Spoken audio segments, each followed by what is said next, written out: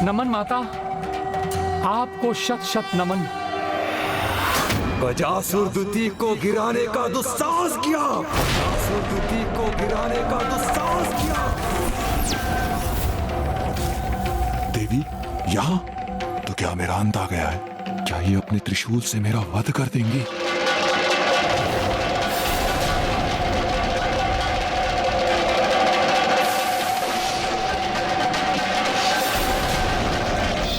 ये असुर सुरक्षा महाअस्त्र, जब तक तुम इसके निकट रहोगे तुम्हारी अकाल शक्तियां तुम्हारे नियंत्रण में रहेंगी। इतना ही नहीं, स्वयं देवी दुर्गा भी प्रकट हो जाएगी तो भी तुम्हें रोकना असंभव होगा।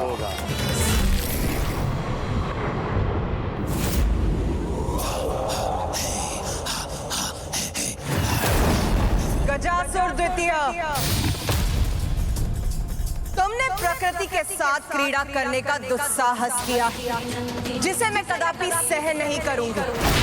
यदि तुमने शीघ्र इस दुस्साहस का अंत नहीं किया, तो मैं तुम्हारे जीवन को मृत्यु के अंधकार में भेज दूंगी। नहीं देवी, नहीं, ऐसा कुछ नहीं होगा। तुम मुझे क्षति नहीं पहुंचा सकोगी। परंतु विचित्र बात तो ये है, सृष्टि पर इतना बड़ा संकट छाया है, फिर भी न तो शिवपुत्र आया मुझे रोकने के लिए, न ही स्वयं शिव। आपको भेज दिया। मूर्ख असुर, मैं आई क्योंकि तुम्हारी नियति में मुझसे ही मृत्यु पाना लिखा। तुम्हारी गर्जना से, तुम्हारी चेतावनी से भयभीत होने वाला नहीं हूं देवी। अपार तपोबल अर्जित किया है मैंने। तुम मुझे हानि नहीं पहुंचा सकती, नहीं रोक सकती हो। चाहो तो प्रयास करके देख लो।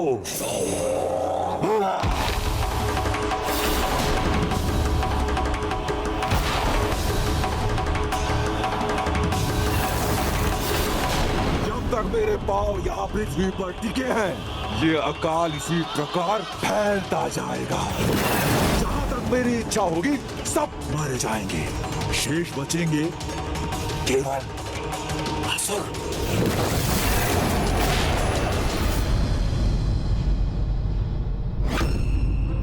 चिंता मत करो सुरापद्मन, गजासुर द्वितीय को रोकने देवी अवश्य स्वयं आई है, किंतु उसके तप और असुर गुरु शुक्राचार्य द्वारा दिए गए महाअस्त्र के कारण उसे हानि नहीं पहुंचा सकेंगे।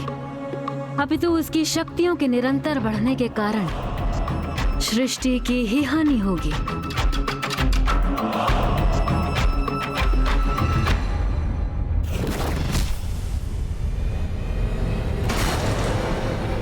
उचित है देवी, पराजय का अपमान सहना ही चाहती हो तो लो, मेरे त्रिशूल का प्रहार सहो।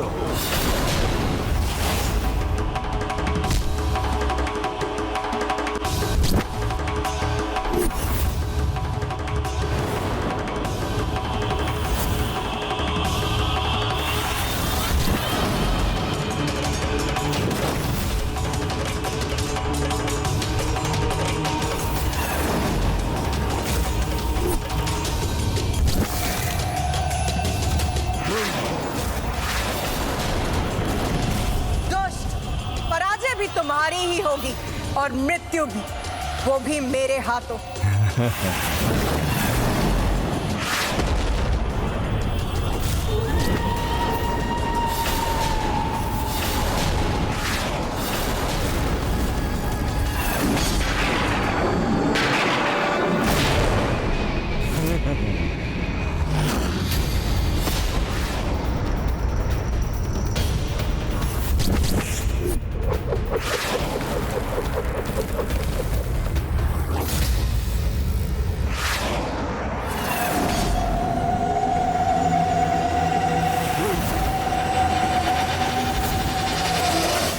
कहा था ना मैंने, कोई क्षति नहीं पहुंचा सकेगा मुझे।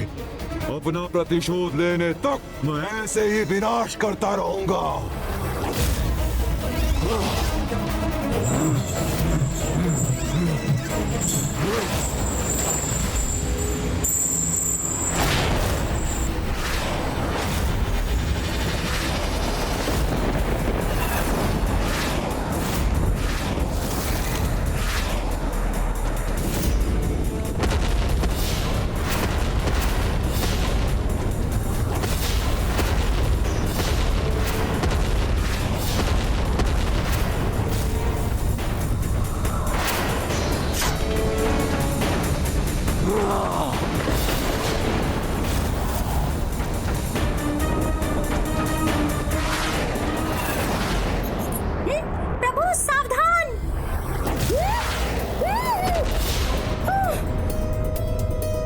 ये तो बहुत अच्छा संकेत है। प्रभु, मेरे प्राण जाते जाते रह गए और आप इसे अच्छा संकेत कह रहे हैं। हाँ मूषक जी, कभी कभी संकट में भी अच्छे संकेत छिपे होते हैं। ये अस्त्र जहाँ से आया है, आपदा का केंद्र वहीं कहीं है, अर्थात हम उचित दिशा में बढ़ रहे हैं, किंतु अब और शीघ्रता करनी होगी हमें। ये कैसा सर्वनाश है प्रभु।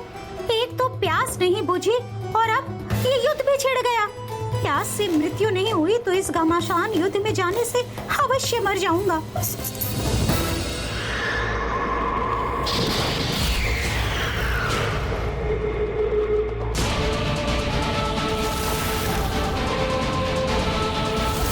मेरा ये शूल प्रहार व्यर्थ नहीं जाएगा देवी।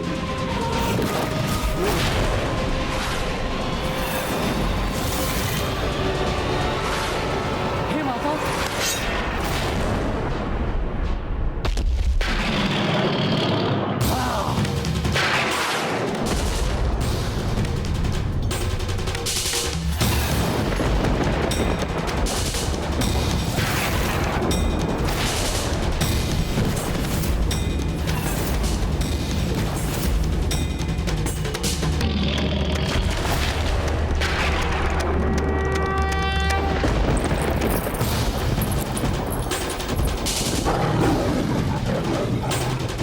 सोमनंदी,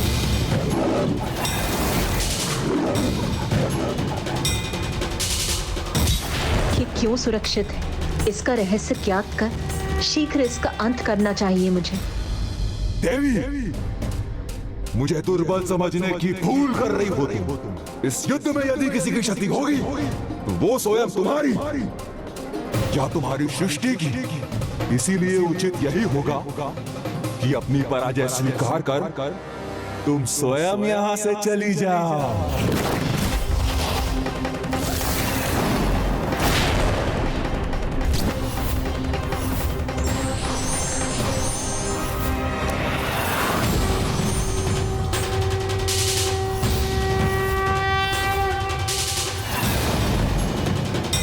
क्यों व्यर्थ में अस्त्र प्रहार कर रही हो? जिस सृष्टि की रक्षा करने आई हो उसे ही नष्ट करना चाहती हो तो कर लो अपनी ये इच्छा पूरी, किंतु तुम्हारे अन्य अस्त्रों के समान ये अस्त्र भी मुझ तक पहुंचने से पहले नष्ट हो जाए। सृष्टि की चिंता तुम मुझ पर छोड़ दो दुष्ट। तुम स्वयं अपनी चिंता करो।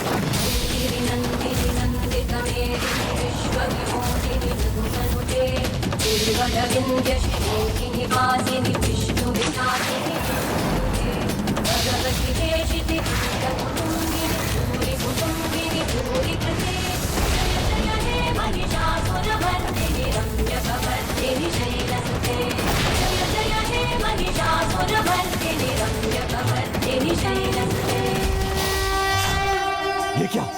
देवी के प्रहार ने मेरा आकार छोटा कर दिया। अभी तो केवल तुम्हारा आकार ही लघु किया है, अब तुम्हें संसार से भी लुप्त कर दूंगी।